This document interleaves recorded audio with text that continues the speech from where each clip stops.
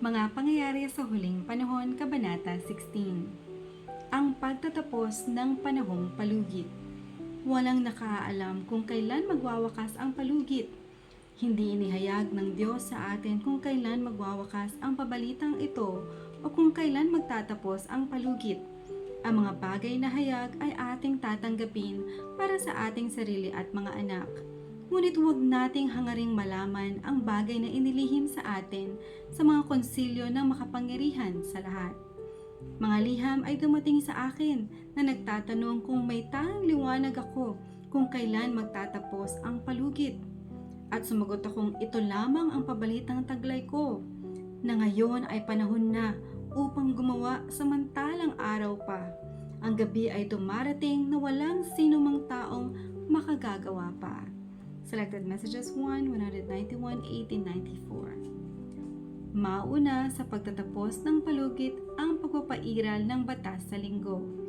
Malinaw na ipinakita sa akin ng Panginoon na ang larawan ng hayop ay mabubuo bago magsara ang palugit, sapagkat ito ang magiging dakilang subukan para sa bayan ng Diyos. Narito'y mapagpapasyahan ang kanilang walang hanggang hantungan. Selected Messages 281, 1890. Ano nga ang larawan ng hayop? At paano ito maaanyuan?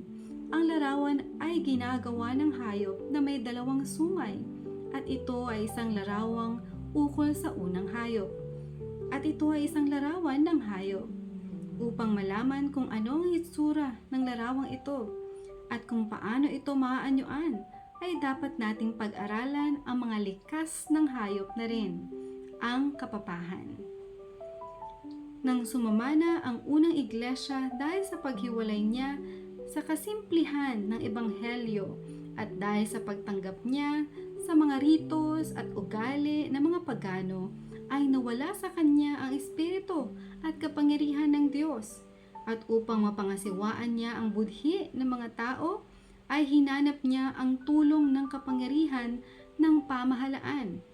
Ang bunga ay ang kapapahan, isang iglesyang namamahala sa kapangyarihan ng pamahalaan, at ito ay ginagamit sa ikasusulong ng kanyang mga layunin, lalo na sa pagpaparusa sa erehiya.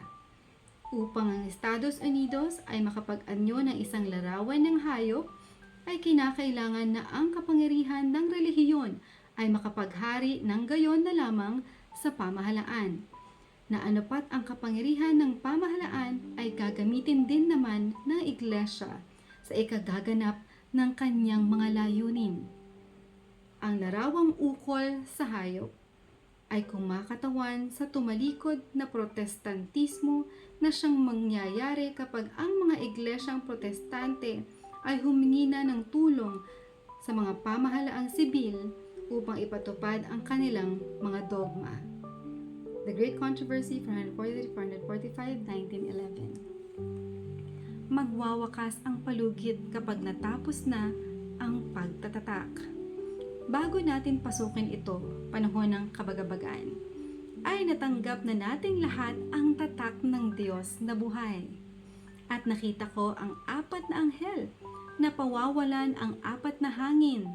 At nakita ko ang mga kagutom, peste at tabak, bansa ay babangon laban sa bansa, at ang buong mundo ay nasa kaguluhan.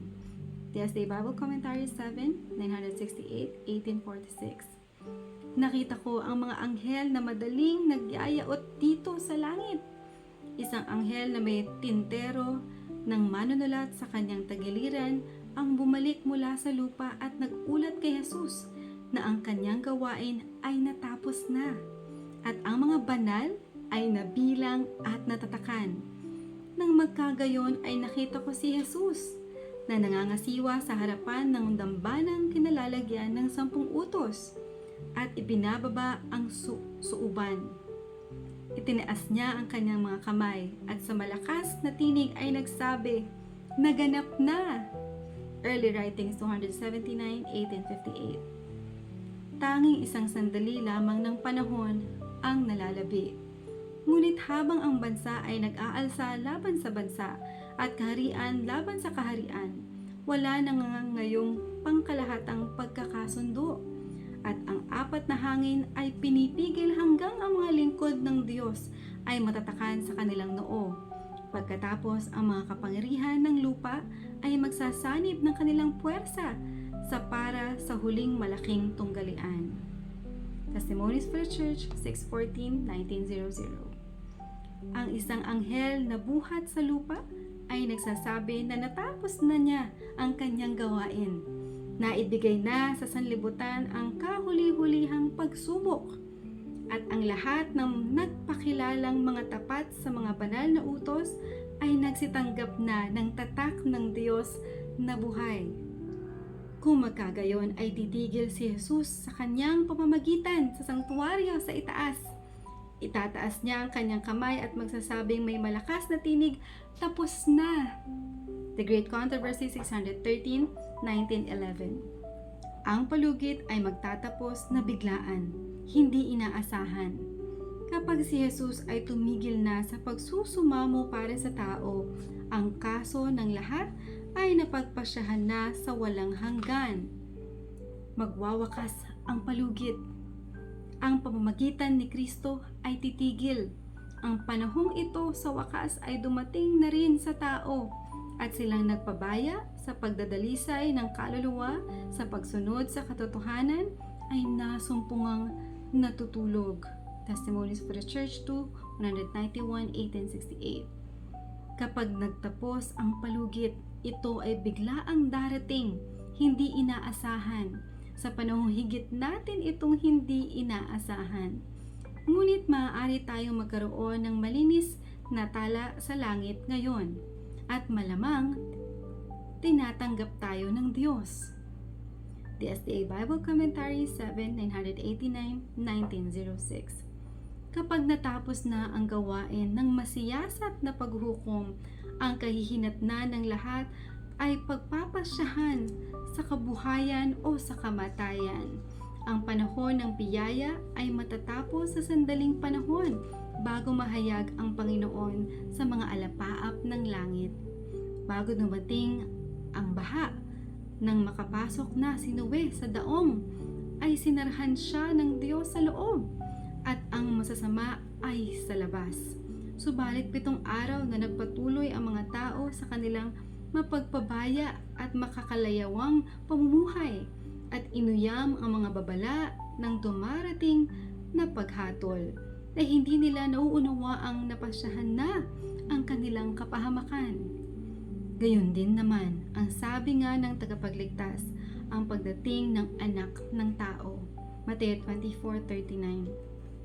Tahimik at hindi napapansin na gaya ng pagdating ng magnanakaw sa hating gabi ay darating ang huling sandali na magtatakda ng kahihinatnan ng bawat isa, ang kahuli-hulihang pagbawi ng iniaalay na kaawaan sa mga taong makasalanan. Samantalang iniuubos ng mangangalakal ang kanyang isipan sa paghanap ng salapi, samantalang ang maibigin sa kalayawan ay nagpapakagumon sa kalayawan, samantalang ang anak ng moda ay nag-aayos ng kanyang gayak. Baka sa sandaling iyan ay bigkasin ng hukom ng buong lupa ang pasyang, ikaw ay tinimbang sa timbangan at ikaw ay nasumpungang kulang. Daniel 5:27. The Great Controversy 490-491-1911. Ang buhay ng tao matapos magsara ang palugit. Ang mga matuwid at ang mga makasalanan ay mananatili pa ring buhay sa lupa sa kanilang dating kalagayan. Ang mga tao ay magtatanim at magtatayo ng bahay, kakain at iinom na pawang hindi nakaalam na ang pangwakas at hindi mababagong pasya ay nabigkas na sa sangtuwaryo sa itaas. The Great Controversy 491-1911. Kapag naipahayag na ang hindi mababagong pasya ng sangtuwaryo at naitakda na magpakailanman ang kahihinatnan ng sanlibutan, ito ay hindi malalaman ng mga tumatahan sa lupa. Ang anyo ng relihiyon ay ipagpapatuloy ng isang bayang binawian na ng Espiritu ng Diyos. at ang siglang makasatanas na iaalis sa kanila ng Pangulo ng Kasamaan sa ikagaganap ng kanyang kapuot-puot na mga panukala ay magtataglay ng wangis ng kasiglahang ukol sa Diyos. The Great Controversy, 615, 1911. Ang trigo at panirang damo ay lalagong magkasama hanggang sa pag-aani. Sa pagsasakatuparan ng mga tungkuling pang-araw-araw, ang mga matuwid hanggang sa wakas ay makahahalubilo ng mga masasama. Ang mga anak ng kaliwanagan ay nakakalat sa gitna ng mga anak ng kadiliman upang ang pagkakaiba ay makita ng lahat. Testimonies for the Church 5, 100-1882. Inihayag ni Kristo na sa kanyang pagdating, ang ilan sa kanyang bayang naghihintay ay nasa pangangalakal. Ang ilan ay nagtatanim sa bukid, ang iba ay nag-aani at nagtitipon ng inaani, at ang iba naman ay gumigiling sa gilingan. Ellen G. White Manuscript 26, 1901. Magpapatuloy ang kawalang pananampalataya at bawal na kalayawan. Ang pag-aalinlangan at ang tinatawag na siyensya sa kalakhang bahagi ay nakasira ng pananampalataya sa Biblia ng sanlibutang Kristiyano. Mga kamalian at pabula ay masayang tinanggap upang maipagpatuloy ang landas na pagpapasasa sa sarili at upang hindi mabahala sa pagkalat. Nagsisikap din silang mapanatili ang kanilang kaalaman sa Diyos. Sinasabi nila, ang bukas ay tulad ng araw na ito at higit pang magiging sagana. Ngunit sa gitna ng kanilang kawalang pananampalataya at hindi makadiyos na kalayawan, ang sigaw ng arkanghel at trumpeta ng Diyos ay maririnig. Kapag ang bawat bagay sa mundong ito ay abalang paggawa, nakalubog sa makasariling ambisyon ukol sa pakinabang, si Jesus ay darating tulad ng isang magnanakaw. Ellen G. White Manuscript 15b, 1886. Pagka ang mga nagpapanggap na tao ng Diyos ay nakikisama sa sanlibutan, nakikitulad sa kanilang pamumuhay at nakikisalamuha sa kanila sa ipinagbabawal na kalayawan, kapag ang kinaluho ng sanlibutan ay naging kinaluho ng iglesia, pagka ang mga batingaw ng kasalanan ay tumutunog at ang lahat ay umaasa sa maraming taon ng kasaganaan ng sanlibutan, kung magkagayon ay gaya ng kidlat na biglang gumuguhit sa mga langit, darating ang wakas ng kanilang maningning na pangarap at magdarayang pag-asa. The Great Controversy, 338-339, 1911. Lubusang malululong sa negosyo ang mga tao. Nang si Lot ay nagbabala sa kanyang sambahayan sa pagkawasak ng Sodoma, ayaw silang makinig sa kanyang mga salita, kundi itinuturing pa siyang panatiko. Ang pagkawasak na dumating ay nasumpungan silang hindi handa. Gayon din sa pagdating ni Kristo, mga magbubukid, mga lakal, abogado, mga manggagawa ay lubusang lulong sa kanilang negosyo. Ano pat darating sa kanilang parang silo, ang araw ng Panginoon. The Review and Herald, Marso 10, 1904. Kapag ang mga ministro, magbubukid, mga ngalakal, abogado, mga dakilang tao ay magsasabi, kapayapaan at katiwasayan, ang biglang pagkawasak ay darating sa kanila. Iniulat ni Lucas ang mga salita ni Kristo na ang araw ng Diyos ay tulad ng isang silo, larawan ng isang hayop na gumagala sa kakahuyan para sa masisila, at narito siya ay nabitag sa nakatagong silo ng mangangaso. Manuscript Releases 10, 266, 1876. Kapag ang tao ay maginhawa, puno ng libangan, lulong sa pagpili at pagbibili, ang magnanakaw ay palihim na dumarating. Gayon din sa pagpaparito ng anak ng tao. Letter 21, 1897. Mapupuspos ng kasiglahan ang mga leader ng relihiyon kapag ang filosofiya ay magpalayas ng takot sa mga kahatulan ng Diyos, kapag ang mga guro ng relihiyon ay nakaturo sa matagalang panahon ng kapayapaan at kasaganaan, at ang sanlibutan ay lulong sa kanilang pangalakal at libangan, nagtatanim at nagtatayo, kapistahan at katuwaan na tinatanggihan ang mga babala ng Diyos at tinutuya ang kanyang mga mensahero. Sa gayon ay magiging biglaan ang pagdating ng pagkawasak sa kanila at hindi sila makakatakas. Patriarchs and Prophets 103:18-19. Dumating man ito kahit kailan, ang araw ng Diyos ay darating na hindi namamalayan sa mga hindi makadiyos. Kapag ang buhay ay patuloy lamang sa kanyang hindi nagbabagong takbo, kapag ang tao ay subsob sa kanilang kalayawan, negosyo, sa trapiko, sa pagpaparami ng salapi, kapag pinalalaki ng mga leader sa sanlibutan ang pagsulong at kaliwanagan ng sanlibutan, at ang bayan ay napaghehele sa huwad na seguridad. Sa gayon, kung paanong ang magnanakaw sa hating gabi ay pumapasok sa tirahang walang bantay, gayon din ang pagkawasak na darating sa mga walang ingat at walang Diyos at walang makakatakas.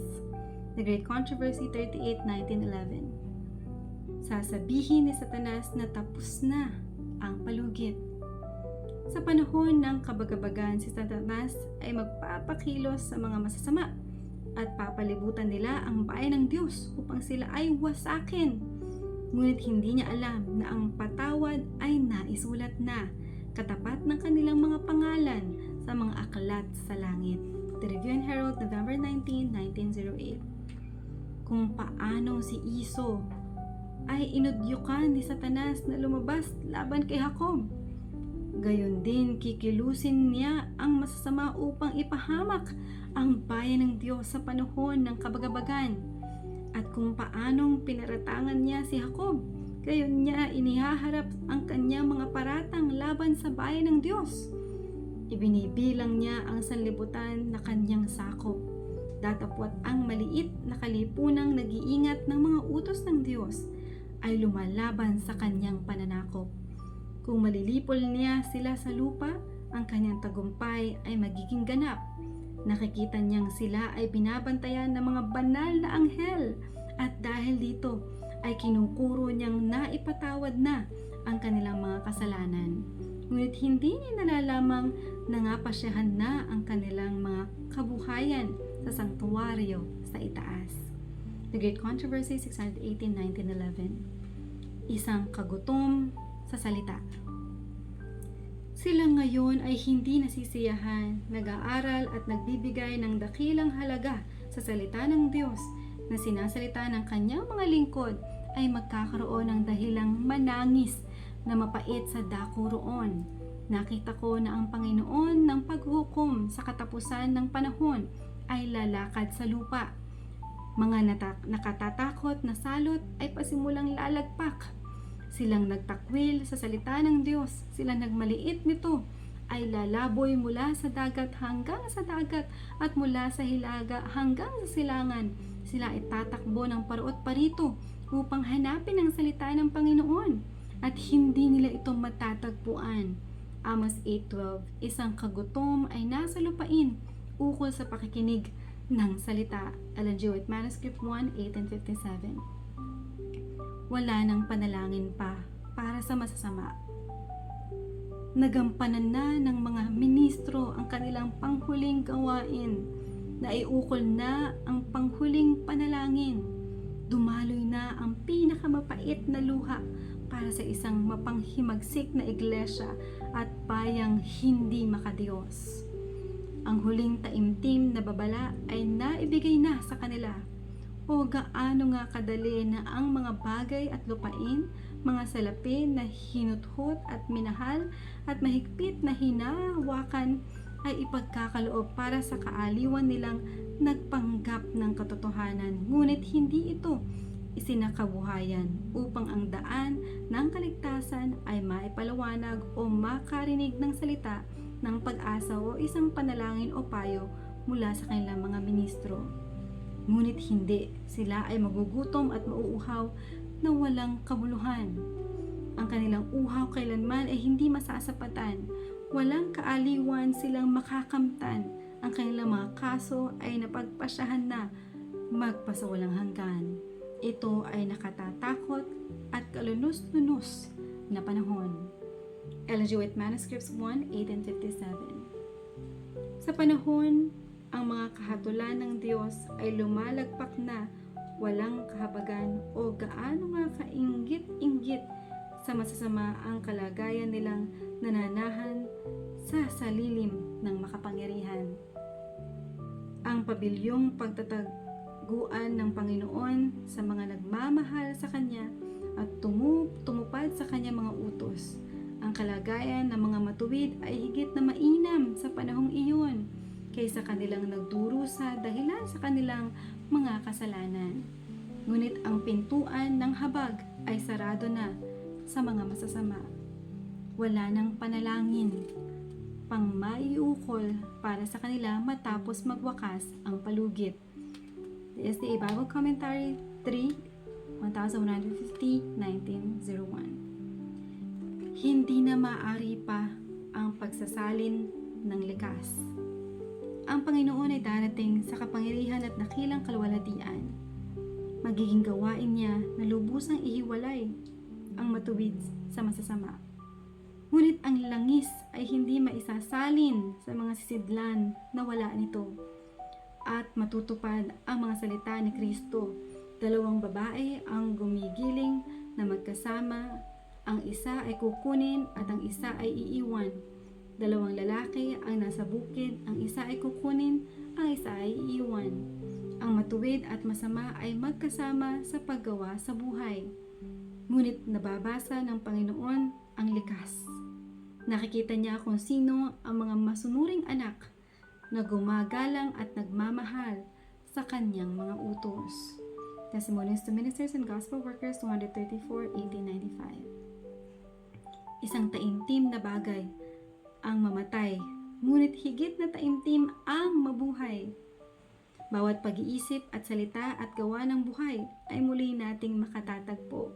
Kung ano ang ginagawa natin sa ating sarili sa panahong palugit ay mananatili sa atin sa walang hanggan. Ang kamatayan ay nagdudulot ng kabulukan ng katawan, ngunit hindi nagpapabago ng likas. Ang pagdating ni Kristo ay hindi magpapabago ng ating mga likas.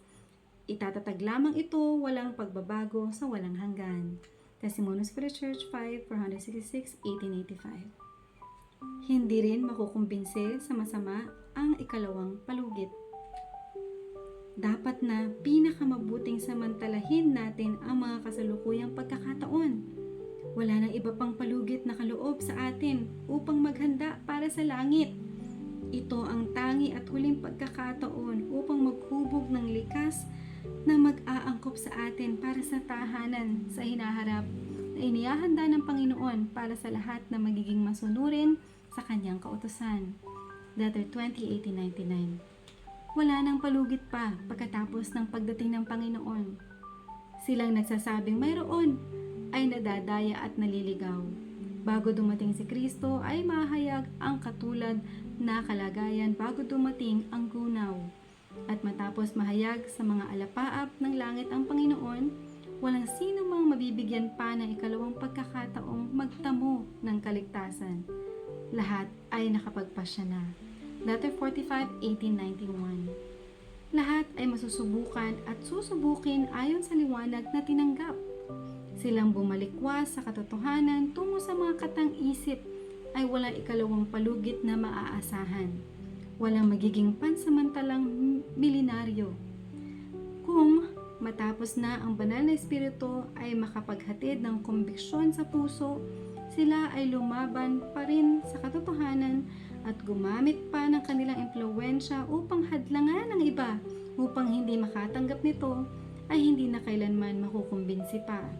Hindi nila hinangad ang pagbabago, ang papabago ng likas sa panahong palugit sa kanila at hindi magbibigay si Kristo sa kanila ng pagkakataong makalakad pa sa lupang muli. Ang kapasyahan ay matatag na. Letter 25, 1900.